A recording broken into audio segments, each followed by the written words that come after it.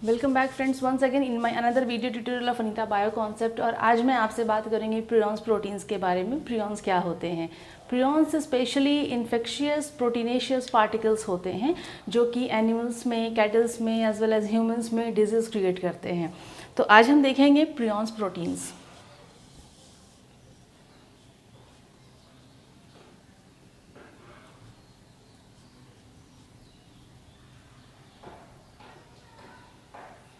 Okay, जैसे कि मैंने बताया, prions can be defined as proteinaceous infectious particle and it is not having any nucleic acid, means it lacks nucleic acid. इसमें nucleic acid नहीं होता है। These are proteinaceous infectious particles which lacks nucleic acid.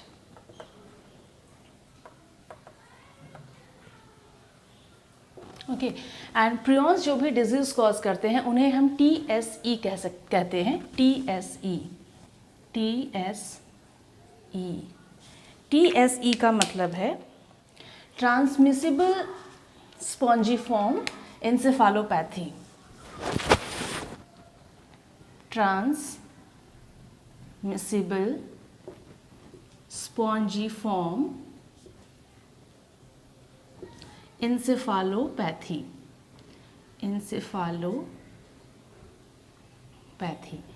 और इसके कई forms होते हैं, इसके कई एग्जाम्पल्स मैं आपको बताऊंगी। एक एग्जाम्पल है BSE। BSE का मतलब क्या है? बोवाइन स्पॉन्जिफॉर्म एन्सेफेलोपैथी, क्योंकि ये बोवाइन्स में देखा गया था। बोवाइन स्पॉन्जिफॉर्म एन्सेफेलोपैथी, और इसका कॉमन नाम जो है वो हम इसे मैड काउ डिजीज के नाम से भी जानते हैं। Mad cow disease. एक और डिजीज है जो कि शिप में देखा गया है प्रियॉन्स का, स्क्रैपी। ये शिप्स में पाया जाता है। Okay, so BSE is otherwise known as bovine spongiform encephalopathy, which is commonly known as mad cow disease, and its apparent transmission to human also does takes place as a variant known as, humans में transmission होता है इसका as a variant, in a variant form, and उस variant को हम क्या बोलते हैं? Variant VCJD, means Creutzfeldt-Jakob disease. Okay, ये कहाँ पे है? ये ह्यूमंस के केस में हम कहते हैं, इन केस ऑफ ह्यूमंस। मैं अपने नेक्स्ट वीडियोस में बताऊंगी, जब मैं डिस्कस करूंगी प्रियॉन डिजीज के बारे में, तो मैं आपको इन सब के बारे में डिटेल बताऊंगी।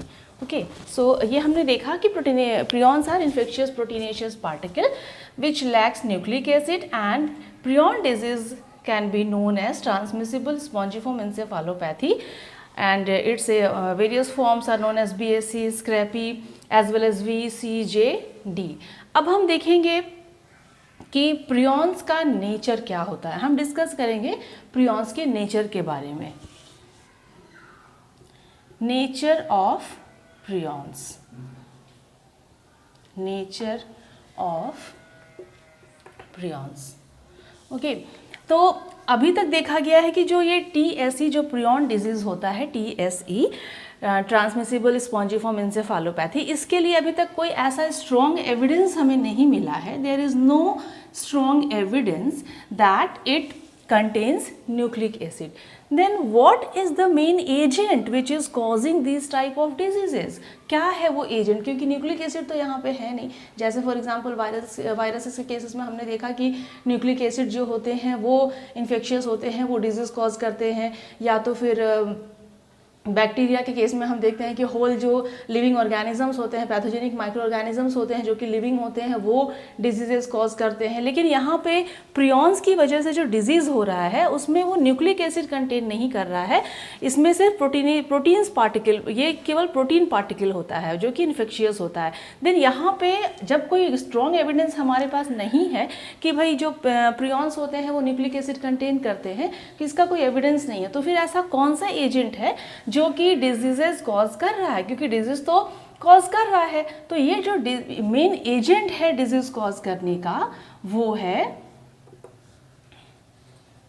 Misfolded protein, misfolded forms of protein, misfolded forms of protein. यही वो एजेंट है जो कि डिजीज कॉज कर रहा है। ओके, अब हम देख लेते हैं कि नॉर्मल प्रोटीन्स और मिसफोल्डेड प्रोटीन्स में क्या डिफरेंस होता है। जो भी नॉर्मल काउंटर पार्ट होता है प्रोटीन का और जो मिसफोल्डेड काउंटर पार्ट होता है, जब वो नॉर्मल प्रोटीन मिसफोल्ड हो जाते हैं तो दोनों में क्या चेंजेस हमें दिखाई देते हैं। ओके, एक तरफ हम देखेंगे नॉर्मल प्रोटीन्स और एक तरफ हम देखेंगे मिसफोल्डेड प्रोटीन। ठीक है, मिसफोल्डेड प्रोटीन। ओके, अब यहाँ पे मैं एक चीज़ आपको बताना भूल गई। यहाँ जो हमने देखा कि only the infectious proteinaceous particles are there to cause disease, तो ये जो प्रोटीन ओनली, एक हाइपोथेसिस आया प्रोटीन्स ओनली, ये हाइपोथेसिस जो है वो कहाँ से आया, किसने दिया इस हाइपोथेसिस को? So this hypothesis was being given by the एक अमेरिकन न्यूरोलॉजिस्ट और बायोकेमिस्ट ने, जिनका नाम था स्टेनले बी प्रिजनर।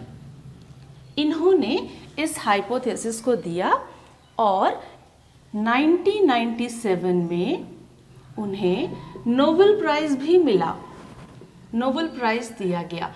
किस चीज़ के लिए उन्हें नोबेल प्राइज़ दिया गया? फॉर एक्सप्लेनिंग, फॉर प्रपोजिंग, क्योंकि उन्होंने एक्सप्लेनेशन प्रपोज किया था किस चीज़ के लिए? बोवाइन स्पॉन्जिफॉर्म इंसेफेलोपैथी, और इसका जो ह्यूमन में वेरिएंट होता है VCJD, इस डिजीज़ के लिए उन्होंने इसका एक्सप्लेनेशन को प्रपोज किया था और इसीलिए उनको ये अवार्ड दिया गया, उनको ये नोबेल प्राइज़ दिया गया। और फिर उसके बाद जो प्रियॉन्स टर्म है वो भी उन्होंने ही डिस्कवर किया, वो भी उन्होंने ही कॉइन किया था इस प्रियॉन्स टर्म को। ओके, तो हम कहाँ पे बात कर रहे थे?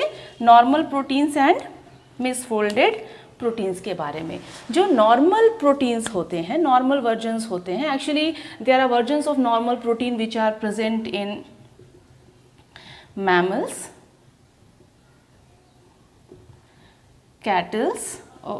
reptiles, not cattles, reptiles as well as in birds. Okay, so ये normal versions यहाँ पे present होते हैं। तो हम आज बात करेंगे स्पेशली इन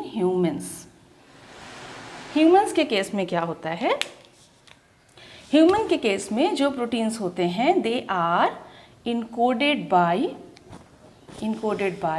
PRNP जीन। ये जो प्रोटीन है वो इनकोड होता है PRNP जीन के थ्रू।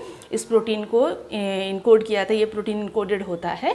एक्चुअली ये जो है वो मेनी सेल टाइप्स पे पाया है, बहुत सारे सेल टाइप्स पे ये होता है, but specially it is found on CNS, cells of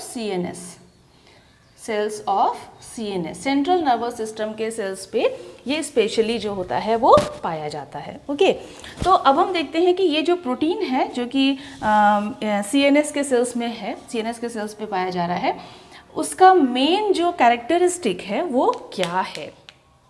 actually इसमें बहुत सारे लूप्स होते हैं, और ये लूप्स क्यों होते हैं? ये लूप्स जो है, these loops are formed or present in this type of proteins due to the presence of disulfide bond. तो these loops are due to the presence of disulfide bonds. Okay, ये disulphide bonds के कारण होते हैं। अब ये जो normal proteins होते हैं उसमें अल्फ़ा हेलिसेस जो होते हैं वो ज़्यादा होते हैं। अल्फ़ा हेलिसेस नॉर्मल प्रोटीन में प्रेजेंट होते हैं। ओके, जो नॉर्मल प्रोटीन का कन्फर्मेशन होता है, कन्फर्मेशन ऑफ नॉर्मल प्रोटीन जो हम कहते हैं, उसमें हम देखते हैं कि अल्फ़ा हेलिसेस जो होते हैं वो ज़्यादा होते हैं। लेकिन जब यही प्रोटीन मिसफोल्ड हो जाता है, जब यही प्रोटीन मिसफोल्ड हो जाता है तो अल्फा हेलिसेस जो होते हैं वो डिक्रीज कर जाते हैं, अल्फा हेलिसेस डिक्रीज करने लगते हैं और बीटा शीट्स जो होते हैं वो इंक्रीज हो जाते हैं। ओके, सो यहाँ पे बीटा शीट्स जो हैं वो इंक्रीज हो गए, right. Then after what will happen कि जो भी बीटा शीट्स इंक्रीज हुए, अब उनसे जो है उनके कन्फर्मेशन में बहुत बड़ा चेंज आ जाता है। Okay, so this is one type of change. दूसरे चेंज की हम बात करेंगे कि जो नॉर्मल प्रोटीन्स होते हैं वो प्रोटीनेज के एंजाइम के थ्रू डाइजेस्ट हो जाते हैं।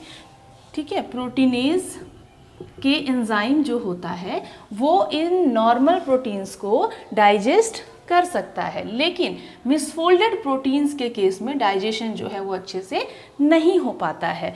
सिर्फ और सिर्फ यहाँ पे हम कह सकते हैं कि 90 to 100 रेसिड्यूज जो प्रेजेंट होते हैं प्रोटीन के एंड टर्मिनस पे, उन्हीं का डाइजेशन हो पाता है।